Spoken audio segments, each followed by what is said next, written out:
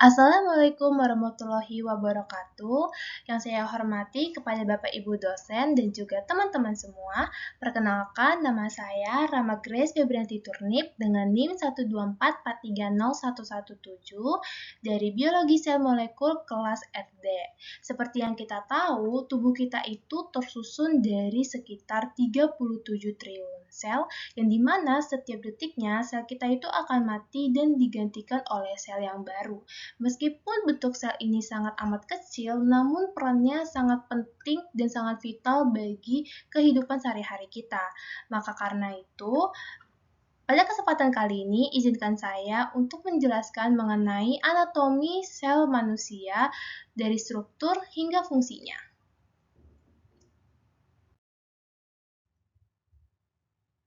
Jadi inilah bentuk dan struktur dari sel tubuh kita.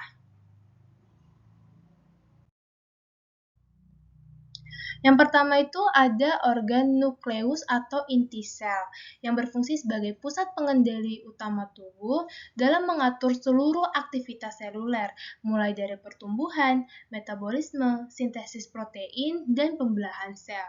Nah, organel ini juga menyimpan materi genetik yaitu DNA dan RNA.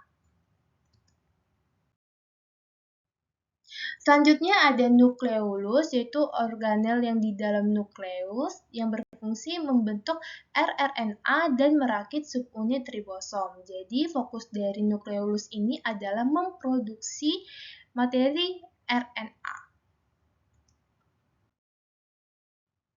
Selanjutnya ada retikulum endoplasma kasar atau disingkat RE kasar yang berfungsi dalam mensintesis dan modifikasi awal protein.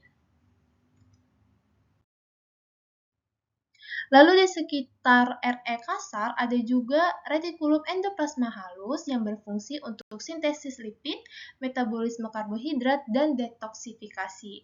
Jadi untuk lebih mudahnya RE kasar itu mensintesis protein, sedangkan RE halus itu sintesis lipid. Selanjutnya ada mitokondria yang berfungsi menghasilkan energi dalam bentuk ATP melalui respirasi sel.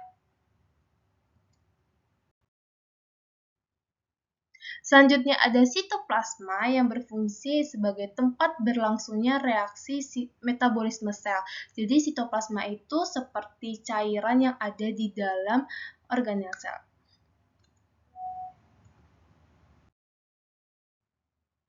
Lalu ada mikrotubulus yang berfungsi menjadi jalur transport intraseluler dan membantu proses pembelahan sel.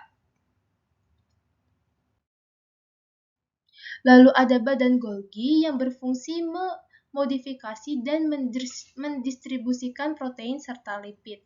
Nah, badan Golgi ini juga bekerja sama dengan RE kasar dan RE halus dalam mendistribusikan protein dan lipid.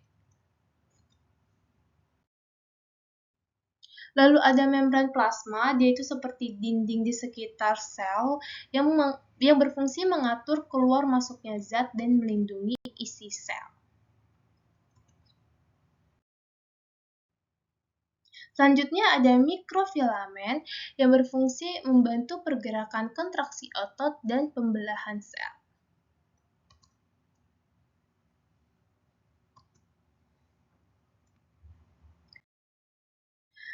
Lalu ada ribosom yang berfungsi sebagai tempat sintesis protein. Nah, karena sama-sama memiliki fungsi sintesis protein, maka ribosom juga terdapat di RE kasar, yaitu seperti bentuk bulat atau tompel yang menempel di RE kasar.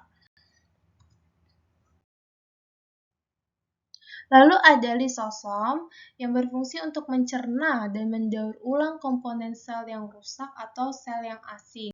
Nah, proses ini disebut sebagai autofagi.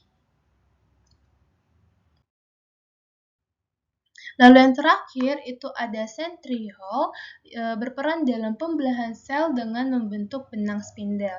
Jadi organel yang ada di dalam struktur sel manusia ini yang berfungsi dalam pembelahan sel itu ada sentriol, mikrofilamen, dan mikrotubulus.